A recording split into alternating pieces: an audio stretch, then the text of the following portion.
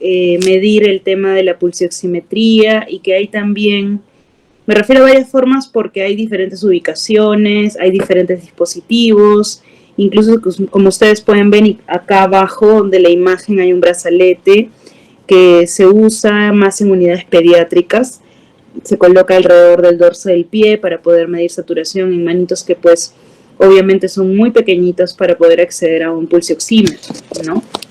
Entonces, la idea de medir pulsioximetría definitivamente es hacernos una idea o tener una visión de lo que es la saturación de oxígeno y obviamente esto generalmente en cuidados intensivos se correlaciona con la gasometría arterial, ¿no?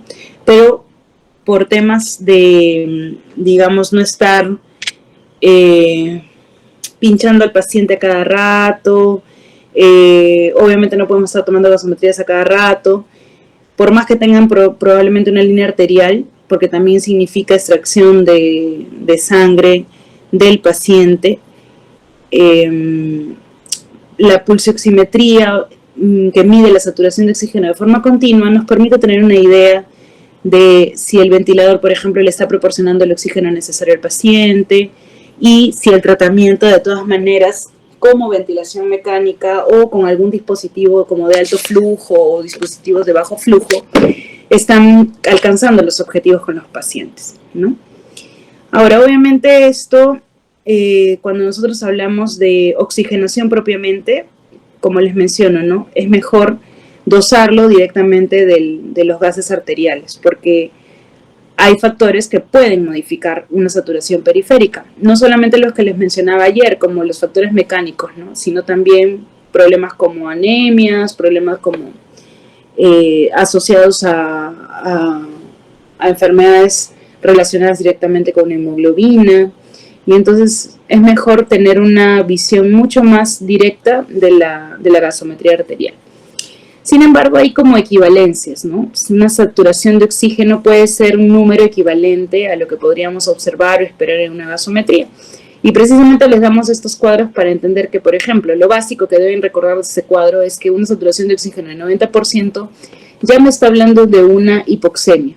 Y una hipoxemia se define como una presión arterial de oxígeno menor o igual a 60 milímetros de mercurio.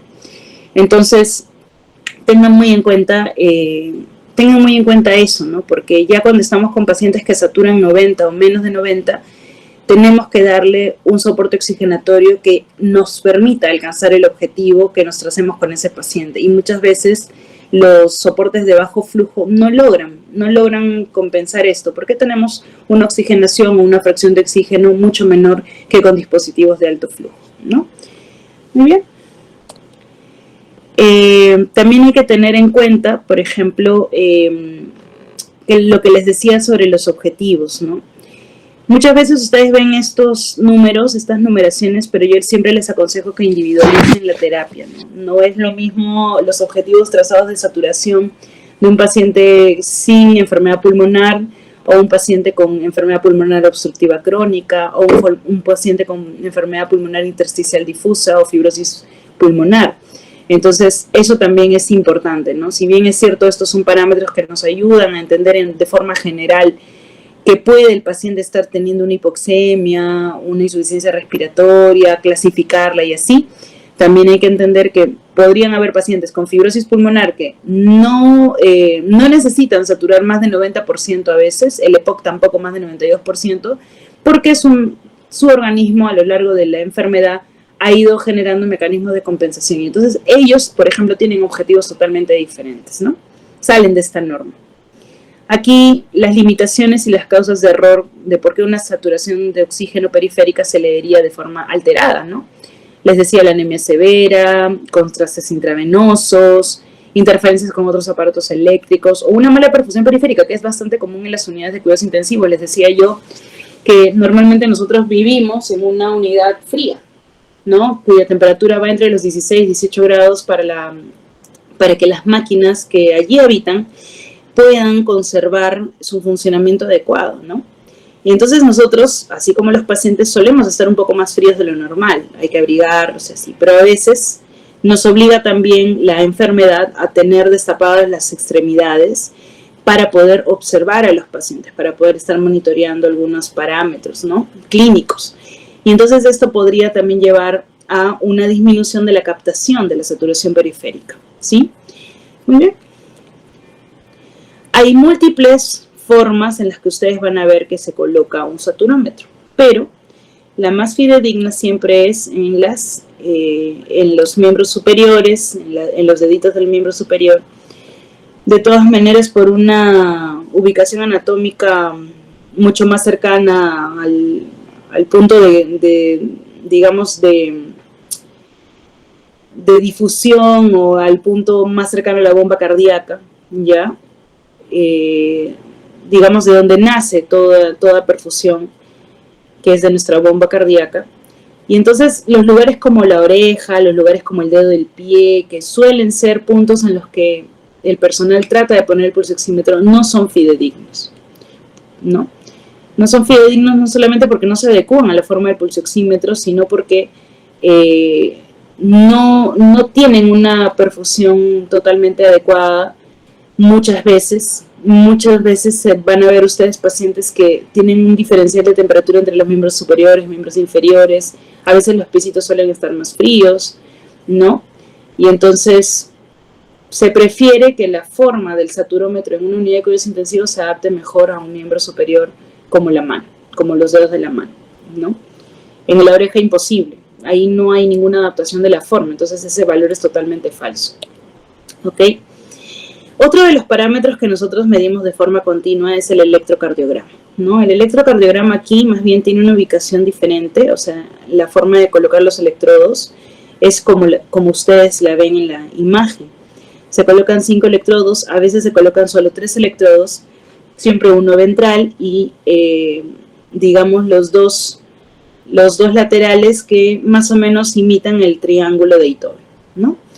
Bueno, nosotros hacemos un monitoreo electrocardiográfico precisamente en todos los pacientes, porque normalmente los pacientes críticos pueden tener alteraciones a nivel cardíaco por diferentes patologías y pueden estar también con drogas que varíen la frecuencia cardíaca o que puedan generar alteraciones en las ondas, como por ejemplo las drogas sedantes, las drogas analgésicas. Estoy hablando de drogas a nivel macro como propofol, ketamina, fentanilo, ¿no? Drogas que realmente hacen un efecto importante a nivel neurológico y a nivel cardíaco. Y entonces hay muchos factores adicionales, como por ejemplo la misma ventilación mecánica, que puede variar los parámetros cardiovasculares y electrocardiográficos específicamente en el paciente. Entonces el monitoreo electrocardiográfico debe ser constante y sobre todo porque así como me pasó ayer, que un paciente hace paro, muchas veces si no tuviéramos este control electrocardiográfico, podría no detectarse porque el paciente estaba intubado, porque el paciente de pronto no es que caiga súbitamente su sensorio y que deje de respirar, ¿no? Se detecta porque estamos mirando la curva o las ondas electrocardiográficas, y de pronto hace bradicardia severa, de pronto hace sistolia, o de pronto podría entrar en un ritmo que pueda ser desfibrilable, ¿no? Como taquicardia ventricular, fibrilación ventricular. Entonces es muy importante que el monitoreo electrocardiográfico sea constante. Y obviamente nos permite detectar pues no solamente el ritmo, si es sinusal o no, si hay aparición de ondas anormales en relación a QRS o a onda T, sino también pues si de pronto hay alguna disfunción que pueda llevar a fallecer al paciente, ¿no?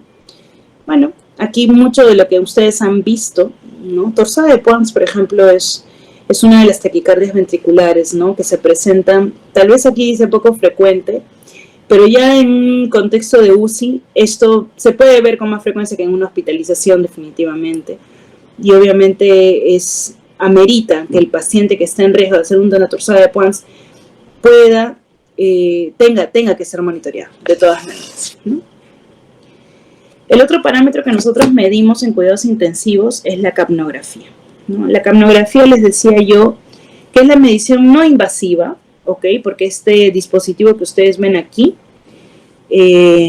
digamos, esta como conexión, ¿no? Como conexión final se une al tubo endotraqueal, a un dispositivo que directamente va a la vía aérea del paciente y te va a censar el dióxido de carbono o el CO2 al final de la expiración.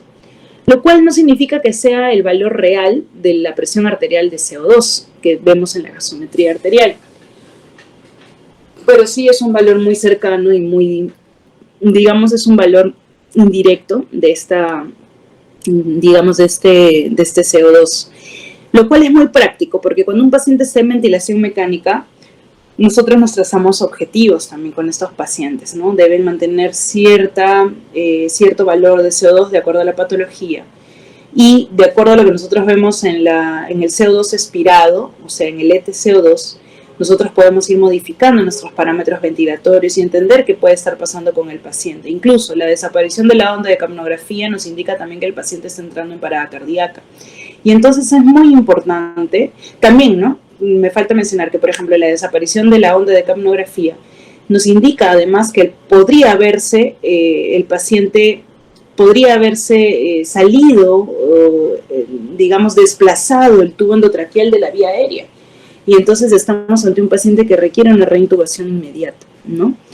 Ahora, obviamente la capnometría o lo que nosotros dosamos en la gasometría arterial ya es un valor totalmente directo, ¿no? Muy bien, ahora, hay obviamente algunos principios básicos. Como les decía, esta capnografía se basa en detectar la presión parcial de CO2 al final de la expiración y nos es muy útil definitivamente en monitoreo de pacientes críticos, de pacientes neurocríticos, donde también la capnografía o el ETCO2 o el CO2 como tal deben cumplir un rango, ¿no? Muy bien. Aquí, bueno, les mostramos una curva de cómo es realmente el punto cumbre en el que mide este CO2, este dióxido de carbono al final de la expiración. Muy bien. Obviamente todo lo que hacemos en cuidados intensivos se orienta a que el paciente tenga una constante vigilancia de las disfunciones orgánicas, ¿no? Dentro de ellas las más importantes, la circulatoria, que nos va a asegurar la perfusión orgánica o tisular, o sea, la llegada de sangre a los tejidos, y la parte de insuficiencia respiratoria. Todas las otras disfunciones que se podrían dar, digamos la hematológica, la hepática, la renal, las podemos medir también a través de otros dispositivos, ya sea sondajes, ya sea, digamos, monitoreo de diuresis. Podemos también medir otros exámenes a través del catéter venoso central, como por ejemplo presión venosa central. Podemos medir gasometría venosa, saturación venosa de oxígeno, y así podemos medir varios parámetros que nos van a dar una idea directa o indirecta de lo que el organismo, digamos, está atravesando en este momento por X patología, y que obviamente tiene o recaba mucho, afecta la función circulatoria y la función respiratoria, ¿no? Hay tecnologías que van saliendo cada vez, ¿no? Y que nos permiten incluso tener más información del paciente con equipos menos complejos, ¿no? Hay tecnologías de extracción de señales, por ejemplo, como este SET, que mide a través del movimiento de pulsioximetría otros parámetros incluso, ¿no? Pero generalmente todavía están o en estudio o solamente se proporcionan a unidades de cuidados intensivos, pues con otros presupuestos o que están probando nuevos aparatos para mejorar este monitoreo. En el caso del Hospital Rebagliati, por ejemplo, tenemos el Volume View, tenemos catéter de Swan-Ganz, tenemos los monitores que han visto en las fotos, y entonces también se proporciona en algún momento a pacientes ya muy delicados, por ejemplo, monitoreo con ECMO, tenemos el monitor BIS, y entonces hay bastantes cosas aquí en nuestra UCI que nos permiten un monitoreo mucho más amplio de los pacientes, ¿no? Ahora, cuando hablamos del monitoreo SET, que es una tecnología un poco más moderna, ¿no? Hablamos de que quiere superar de todas maneras a tecnologías previas, ¿no? Como por ejemplo la oximetría de pulso. Y es que la oximetría de pulso ustedes mismos van a probarlo en casa. Si se ponen un saturómetro y mueven el dedo, obviamente ese valor deja de ser fiable. Uno mide la oximetría de pulso cuando el paciente o el dedito está quieto o tiene que mantenerlo quieto. Si no, la variación del valor que ustedes sensen va a ser falsa. ¿Ok? También esta tecnología Masimo SET está hecha, por ejemplo, para pacientes cuya perfusión tisular periférica no es tan buena y no permitiría que la saturación de oxígeno por pulsioximetría se sense de forma efectiva, ¿no? Y entonces este es un poquito más específico con respecto a lo que reconoce en sangre arterial, ¿no? Hay varios tipos, obviamente eso depende de la UCI que lo adquiera, ¿ya? Aquí en el Revaliati eso no lo tenemos en nuestra UCI, tal vez en neonatología sí, ¿ya? Porque bueno, de todas maneras, obviamente está orientado a que es un poquito más costoso, ¿no? Es un dispositivo como lo pueden ver en la imagen, ¿ya? Y obviamente tiene ciertas ventajas por la misma colocación del dispositivo, por el mismo sensor para mejorar el monitoreo de saturación de oxígeno. Muy bien, esta oximetría de pulso, bueno, de la que hemos venido hablando, ¿no? Trata de ser superada cada vez más, porque es uno de los parámetros que tratamos siempre de priorizar en los pacientes. Obviamente nos permiten determinar, por ejemplo, si el paciente necesita otro dispositivo de respiración de tipo oxigenatorio, o si de pronto también está comprometida la parte ventilatorio o es mixto, ¿no? Y hay que tratar de disminuir entonces los falsos positivos, ¿ok? Es un poco la historia del SET que realmente yo los invitaría a que lo puedan revisar cuando les dé las diapositivas. Definitivamente esto ha ido desarrollando la tecnología y ha ido mejorando, ¿no? Pero, como les digo, todavía la ventaja frente a una saturación de oxígeno en costos todavía puede ser algo que no está al alcance de todos, ¿no? Y obviamente es mucho menos invasivo que una gasometría arterial. Pero de todas maneras siempre la gasometría arterial te va a dar mucho más información y de forma mucho más precisa de lo que le está ocurriendo al paciente. Y sería una mejor opción incluso para toma de decisiones. Yo creo que más allá de lo que nos ofrecen a veces los monitoreos, los sistemas de monitoreo, siempre es importante que ustedes correlacionen esto clínicamente con el paciente, ¿no? Muy bien. Se usa bastante, como les decía, en unidades pediátricas. Es mucho más práctico para los niños que no se estén sacando cada rato el dispositivo, que es uno de los problemas que normalmente vemos nosotros en cuidados intensivos, ¿no? Que el paciente a veces está agitado y se quita los dispositivos. En cambio, estos son mucho más precisos y no van a ser retirados con facilidad. Acá tenemos el aparato, es un aparatito, es un monitor mucho más sofisticado, obviamente, y que te da información valiosa sobre la parte respiratoria y circulatoria en cierta forma, digamos, mucho más evidente que el saturómetro o la pulsioximetría, ¿no?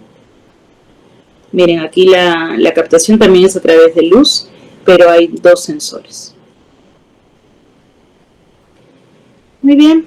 De todas maneras, lo que se ha revisado sobre saturación de oxígeno, pulsioximetría y el Masimo SET, pues tratan muchas veces también de diferenciar lo que nosotros en cuidados intensivos tratamos de monitorear con diferentes dispositivos, ¿no? Que es la saturación o la señal arterial y venosa durante el movimiento y estos signos de baja perfusión. Que nosotros también lo podemos hacer a través de gasometrías, por ejemplo, arterial y venosa a la par, en el mismo tiempo tomado, pero por diferentes catéteres, ¿no? Ahora, cuando el paciente está en cuidados intensivos y está, por ejemplo, intubado, es muy poco probable pues que pase esto del movimiento, a no ser que esté el paciente sin sedación o en proceso de destete de la sedación y pues sí tengamos este problema, ¿no? Ahora, este dispositivo se basa en un índice de perfusión, ¿ok? pero este índice obviamente viene programado, ¿ya? Así como el de la pulsioximetría, por ejemplo, ya es un algoritmo. Entonces, bueno, no es necesario que se lo aprendan de memoria para nada, ¿ya? De todas maneras, para que lo sepan, siempre hay componentes pulsátiles y el componente no pulsátil. Entonces, uno de ellos se va a referir básicamente al volumen de sangre arterial con el rendimiento cardíaco, que es directamente asociado también a resistencias vasculares periféricas. Y el componente no pulsátil o continuo corresponde a la tensión constante emitida en un punto específico, ¿no? Entonces, esto es precisamente lo que se va a censar. Ahora, otro tipo de monitoreos, por ejemplo, también nos pueden dar información diferente, como el índice de variabilidad pletismográfica, ¿no? Que es una medida más dinámica de cambios en el paciente con respecto a su perfusión, ¿no? Y esto está relacionado básicamente con los ciclos respiratorios, ¿ok? Esto, por ejemplo, va más allá de saber si el paciente está hipoxémico o no, sino que si está perfundido o no, que es muy importante. Nosotros esto lo medimos a través de la clínica, a través del lactato, pero la pletismografía también nos ayuda a expresar perfusión en el paciente, ¿no? Y este índice o índice de variabilidad pletismográfica, pues se logran midiendo ciertos valores durante un intervalo de tiempo en ciclos respiratorios, ¿no?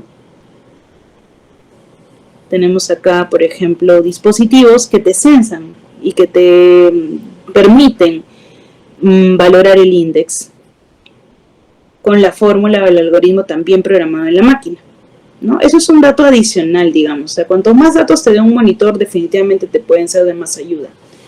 Pero hay que tener en cuenta que muchos de ellos a veces no se correlacionan clínicamente con el paciente. Así que son datos como tal. Los puedes usar y pueden ayudarte en ciertas tomas de decisión, pero no siempre uno debe ver el dato como tal aislado. Muy bien. ¿No? Ahora, con respecto al monitoreo de la función cerebral que les mencionaba ayer, también con respecto al monitoreo BIS, ¿no? Que es un monitoreo biespectral de las ondas electromagnéticas cerebrales, tenemos varios aparatos que nos van a permitir censar estas ondas, ¿no? Uno de ellos, pues, es obviamente el BIS. Hay un BIS espectral de mayor amplitud, ¿no? Y tenemos también este aparato, el Next Generation SedLine, que proporciona incluso imagen más completa de lo que sería la función cerebral, ¿no? Con aproximación incluso de las ondas cerebrales, mucho más que un BIS. Y obviamente, a medida que la UCI requiere, porque tiene este tipo de pacientes, es mejor adquirir un equipo que tenga más capacidad de censar estas ondas, ¿no? Esto, por ejemplo, se ve mucho en las UCIs neurocríticas, ¿no? No un simple BIS podría ayudarte. El BIS, por ejemplo, es útil en una UCI general, en una sala de operaciones y así, ¿no? Ahora, hay otros aparatos que usan otro tipo de tecnologías, ¿no? Para medir, por ejemplo, saturación de oxígeno, como está la oximetría que utiliza espectroscopía infrarroja, ¿no? Que también es como un sensor BIS. Se coloca este sensor enfrente y esto nos permite tener un control más bien de la oxigenación cerebral, ¿no? Digamos que asocian ambas cosas. Pero también depende mucho del tipo de sensor, del tipo de paciente, pero si bien te puede expresar una información mucho más completa de lo que está ocurriendo a nivel cerebral. Ahora, el índice de reserva de oxígeno también es un parámetro importante a medir, ¿ya? Obviamente tratamos de que este también sea lo menos invasivo posible, porque la otra cosa más invasiva sería la gasometría. Y obviamente está tratando de informarnos sobre el estado de oxígeno del paciente, ¿no? Pero ya cuando hablamos de oxigenación, no solo hablamos del déficit, sino de la hiperoxia, que también suele ser bastante dañina, ¿no? Y obviamente esto nos permite diferenciar si es realmente hiperoxia o si es realmente una reserva de oxígeno en el paciente, ¿no? Entonces nos permite calcular el índice a través de una constante. Y obviamente esto tiene una escala de normalidad, ¿ok? Entre 0 y 1. Entonces, nos permite saber si estamos atravesando esa delgada línea entre hiperoxigenar al paciente o que tengamos una reserva de oxígeno necesaria en caso, por ejemplo, se presente alguna circunstancia de desconexión de ventilación, de secreciones abundantes, etcétera, ¿no? Lo cierto es que deberíamos evitar la hiperoxigenación. Entonces hay que tratar de mantener este índice de reserva de oxígeno entre rangos normales, ¿no? Esto más obviamente se ha utilizado a nivel de anestesiología, porque durante las operaciones esto tiene una mayor capacidad de monitoreo, ¿no? Sobre todo para que ellos puedan prever, por ejemplo, los anestesiólogos, en qué momento el paciente está requiriendo más oxígeno, en qué momento se le ha excedido el oxígeno durante el acto operatorio, y esto puede deberse a diversos factores, ¿no?, que deben ser corregidos.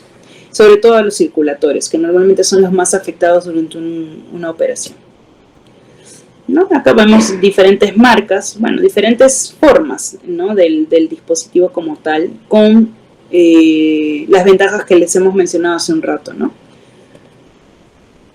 Así que esto último que les he mencionado realmente son dispositivos bastante avanzados o alternativas más avanzadas que un monitoreo simple como lo vemos en la UCI, ¿no? Obviamente es para su conocimiento, es para que tengan la información, tal vez no lo lleguen a ver en las unidades de cuidados intensivos como tal, porque a veces no es tan fácil tenerlos en cuenta para la adquisición como tal en cuidados intensivos, pero es muy importante que ustedes de pronto sí tengan ese conocimiento general, ¿no?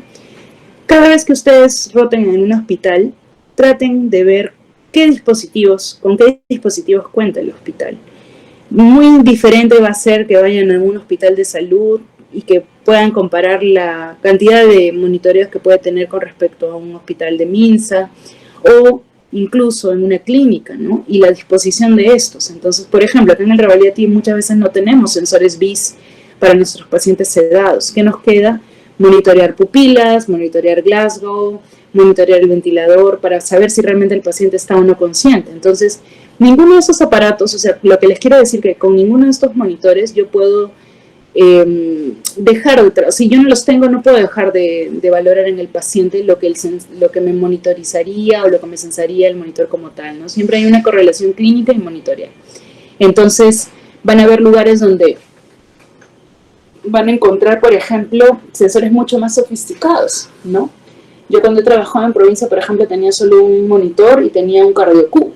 El cardio-Q es como también, ¿no?, un aparato que te permite valorar la función cardiovascular, lo que aquí valoramos, por ejemplo, con el catéter Sundance, que llega a ser la medición de la presión cuña, de la arteria pulmonar, y allá, por ejemplo, en provincia no hay eso. Entonces se miden los métodos con otro tipo de sensores, de pronto menos invasivos, menos caros, pero que te dan una visión un poco más general de lo que estás buscando, ¿no? Y claramente la clínica siempre va a ser digamos, el mayor trabajo que nos corresponde a nosotros como médicos establecer en nuestras visitas, ¿no? O sea, hacerlas, efectivizarlas, un buen examen clínico y una historia clínica que se puedan correlacionar con los datos que nos proporciona el monitor.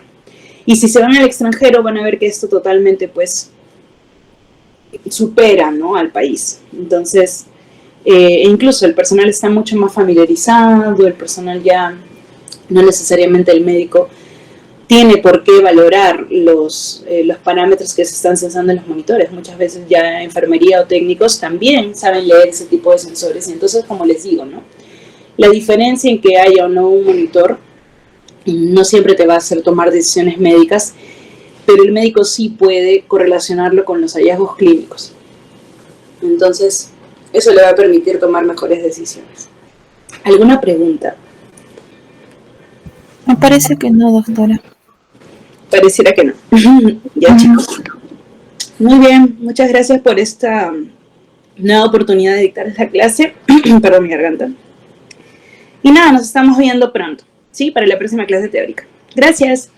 Gracias, hasta luego. Doctora.